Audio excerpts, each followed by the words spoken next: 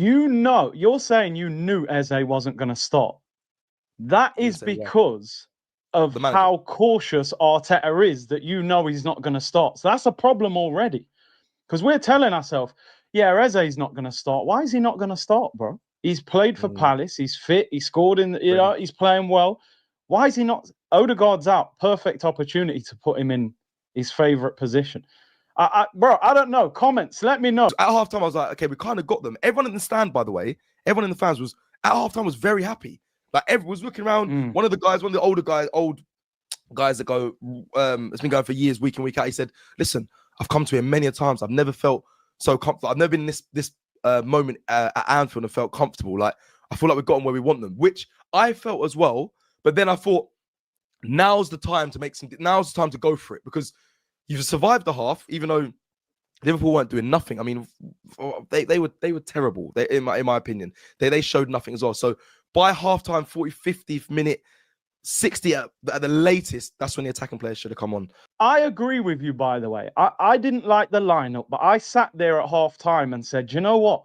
Even though we haven't created much, I'm kind of happy with where the game is, because Liverpool look a bit frustrated. They're not really doing too much. But my thing was, who's going to react first out of the managers? Because the game's in the balance. It's about now who's going to grab the game and go and get the 3 points. To me, that game was such a big opportunity for Arteta to send out a message. We've spent 260. We're a different team now. This ain't 3 years ago when you've just got in a title race and you're going to Anfield to survive. Because that's what we used to do. We've been to Anfield and been smashed so many times. Yeah.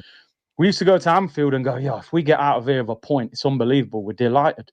The narrative has changed, bro. But does that strengthen to his cautiousness then, or not? Or do you just think because of course, like he must have, I think Arteta has PTSD, brother. We spoke about it last week about the whole putting the speakers in the training, and they haven't won there since he was playing and all that. So like he must think, okay, I don't know. I feel like he was trying to respect Liverpool, but I think what we want to see as fans was forget all that, just go for it. But I think you have to not be too gung ho. That's the only thing I agree with that. I have to say, which I think he was. That's what frustrated me is by half time you've seen enough, you're intelligent enough, and I liked what you said. You said is what manager's going to make the move first, because it was in the balance. Even though it felt like Arsenal were kind of, maybe that's because we're at Anfield. I felt like we was a bit more in the balance of it swaying to our favor. That might be because I just sat there thinking, oh, this never happens when we're at Anfield. But you're right. I think at the time, after halftime, he should have reassessed and said, okay, we can now release the handbrake a little bit, because I don't know. I heard apparently AGT said that at halftime, Slot said to, when Van Dijk did his interview, he said at halftime we made a few changes at halftime that helped us because we was losing the battle in midfield and stuff. So those things that you mentioned about Curtis Jones, that's probably what those small changes were. So that just shows what you're kind of saying. Slot kind of made the occasions tactical changes.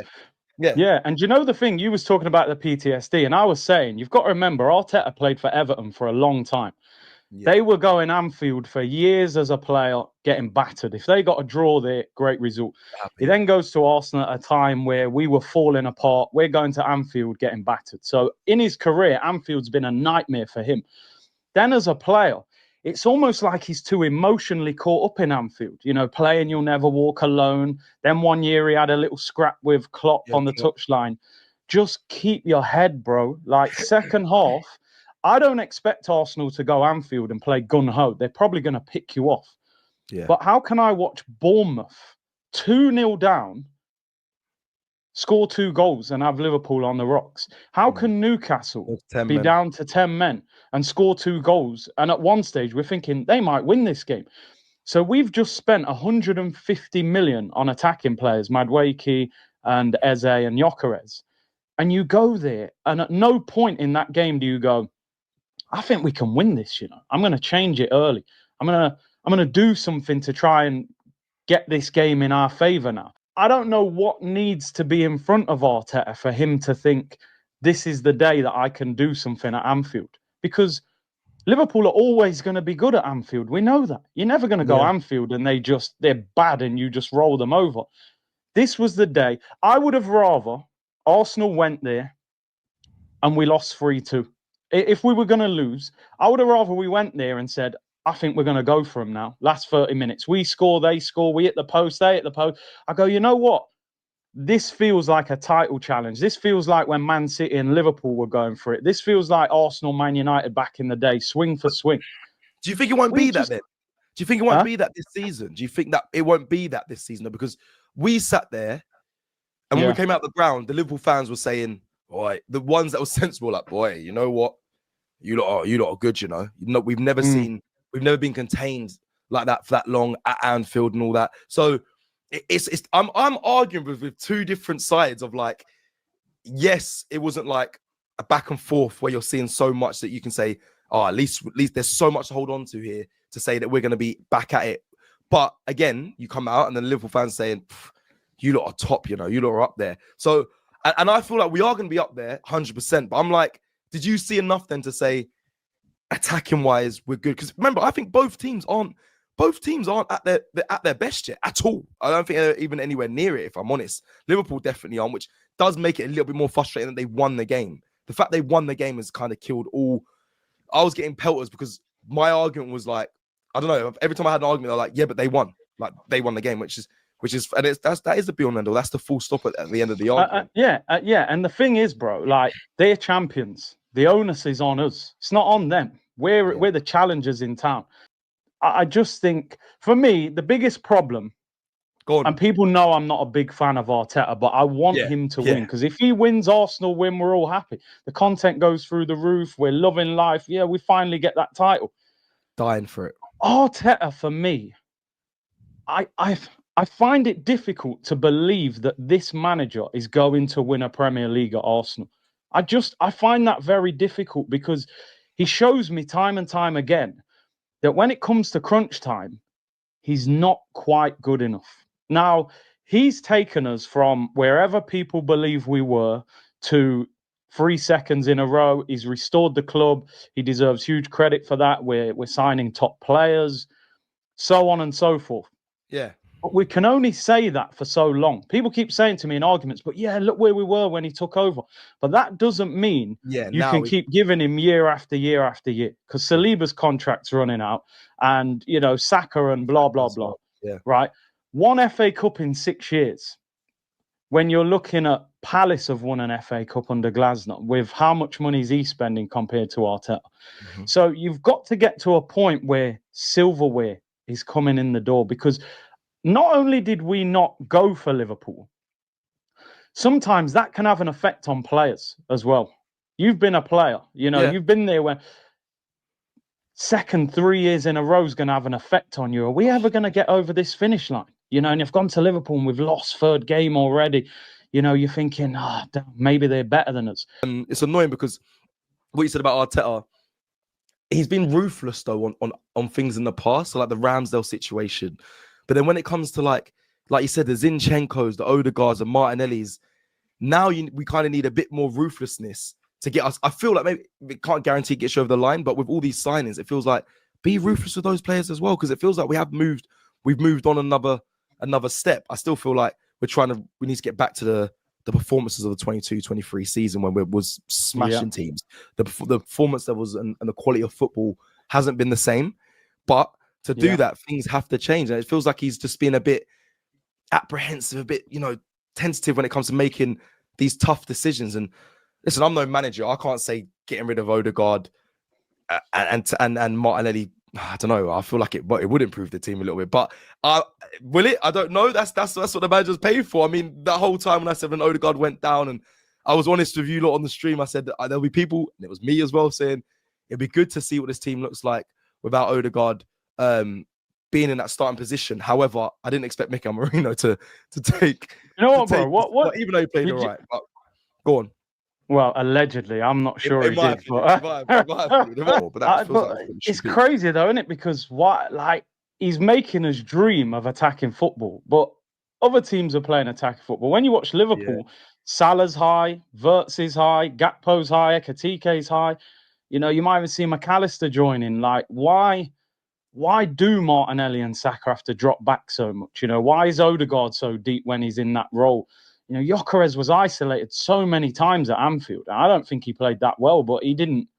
What was he supposed to do, really? Like, you're up against the two best defenders you're going to be up against this season. So I don't get why he changed from 22-23 so much. I felt like you had the formula. You just didn't have the personnel. You just needed slightly better players and a bit more squad depth. 23-24, he got a bit more defensive, but it was still good. We scored 90 goals that season. Yeah. And then last year, he just turned into like, it was pure, I want to defend my way to the title. But I said this today on my stream. The last 5 years in the Premier League, the top goal scoring team have won the title, not the team with the best defense. So we've had the best defense the last 2 seasons, but we haven't won the title. But the last 5 teams that have been top goal scorers have won the league, which is why Slot has probably said, if you heard Slot's interview with Carragher after the Bournemouth game, he was saying, because Jamie was saying, I hated the way he was defending there. He was too open. He said, well, that's how we're going to play. We want to score goals because the top goal scorers are winning the title. So I don't know how Arteta thinks being so defensive is going to lead to league titles. We need to find, we've got the defense, the foundation's there. He needs to trust the back four and then let them attack. He's an intelligent man, Curtis. I don't know how he hasn't seen that as well. Like, even Newcastle, like, I think the teams that play that way are our biggest Achilles heels as well, by the way. I know people talk about low blocks and whatnot, but we struggle about teams that really are so direct and attacking. And we have the players to do that now as well. And we've had this discussion. We said, like, I said to him, the player that saved your career was Aubameyang. He got you that FA Cup. Like, he's an attacking player. Like, I would have thought you'd be thinking, I need to replicate that. And the fact that you have the best defense and you still haven't, won a title since those days, you must know I've got the defenders. Now let me just work on everything in attack, because it will get you more time and it will keep everyone out. It's the right thing to do. Like I said, the FA Cup, Aubameyang put on his back. How the hell has Arteta not realized, okay, yeah, he might have been the problem, but now I need someone that can actually put the ball in the back of the net and win us and get us over the line in games. I think with Arteta, right, obviously his system has helped put us in the position that we're in, challenging. But parts of his system, I think, are now holding us back at the same time. Because if you look, right, so Odegaard has faded over the last year or two, or certainly the last year. Martinelli's faded massively. Saka's become, you have to say, Saka's become injury prone. If you've torn a hamstring and pulled a hamstring, that is massive cause for concern. And then obviously Gyökeres has just arrived, and we're now saying, does he need to adapt? Does the team need to adapt? How do we get the best out of him? So there's question marks around the whole attack with Arteta. We're also looking at Declan Rice going, is this the best version of Declan Rice playing in left 8? Or would he be more suited to being in the 6 or being in a double pivot with Zubimendi? That's the dream. I'm also looking at Zubimendi, bro, right? I'll be totally honest with you.